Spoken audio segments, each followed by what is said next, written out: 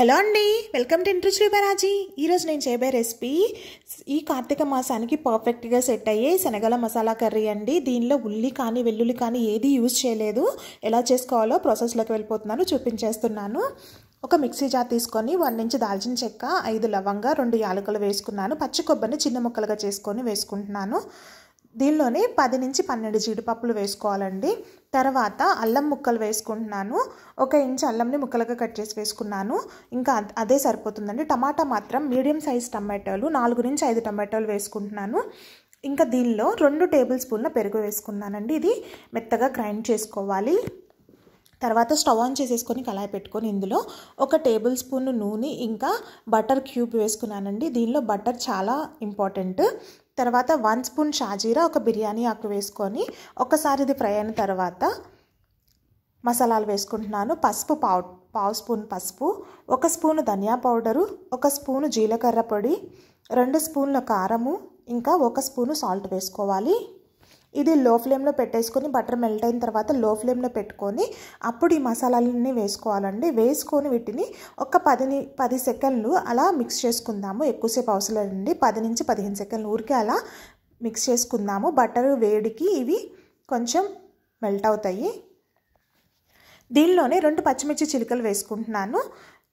తర్వాత మనం ప్యూరీ చేసి పెట్టుకున్నాం కదండి టమాటో మిశ్రమము, అది వేసేసుకోవాలి. చూడండి, గ్రైండ్ చేసి పెట్టుకున్న టమాటో పచ్చి కొబ్బరి మిశ్రమాన్ని వేసేసుకోవాలి. వేసేసుకొని ఒక్కసారి ఇలా మిక్స్ చేసుకుందాము. ఇది ఒక్కసారి మిక్స్ చేసుకున్న తర్వాత దీనిలో కొన్ని జీడిపప్పు పలుకులండి, అది మీ ఇష్టము ఎన్ని అనేది. జీడిపప్పు పలుకులు వేసుకుంటున్నాను.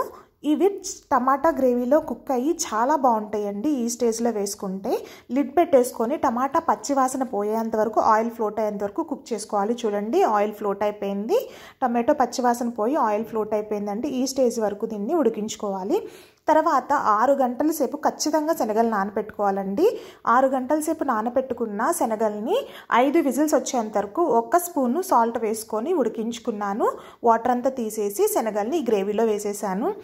మనకి శనగలు 6 గంటల సేపు నానితే, ఇంకా ఎక్కువ నానితే ఇంకా బాగా కుక్ అవుతాయండి. ఖచ్చితంగా 6 గంటలు అయితే నానబెట్టుకుంటే మంచిగా త్వరగా ఉడుకుతాయి. ఇలా ఒకసారి మిక్స్ చేసుకున్న తర్వాత ఇందులో మనం బటర్ వేసుకుందామండి. ఈ స్టేజ్లోనే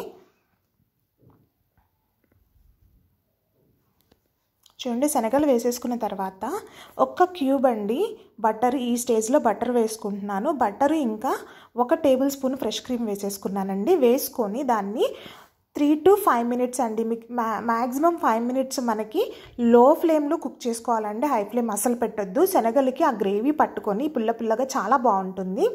లో ఫ్లేమ్లో పెట్టుకొని లిడ్ పెట్టుకొని 5 నిమిషాలు ఉడికించుకోవాలి.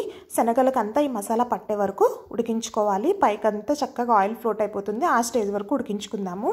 చూడండి, నేను 5 మినిట్స్ తర్వాత ఓపెన్ చేశాను. చక్కగా ఆయిల్ ఫ్లోట్ అయిపోయి గ్రేవీ అంతా థిక్గా కుక్ అయిపోయి సూపర్ స్మెల్ వస్తుందండి. మంచిగా ఉంటుంది. దీనిలో ఉల్లి వెల్లుల్లి వాడలేదనే కానీ టేస్ట్ మాత్రం యాస్టీజ్ ఉంటుంది. చాలా బాగుంటుంది. కర్రీ రెడీ అయిపోయిందండి. దీనిలో కొత్తిమీర వేసేసుకుందాము. కొత్తిమీర వేసేసుకొని ఒకసారి మిక్స్ చేసుకొని స్టవ్ ఆఫ్ చేసేసుకోవడమే. మనకి శనగల masala curry, chole masala curry ready అయిపోయింది.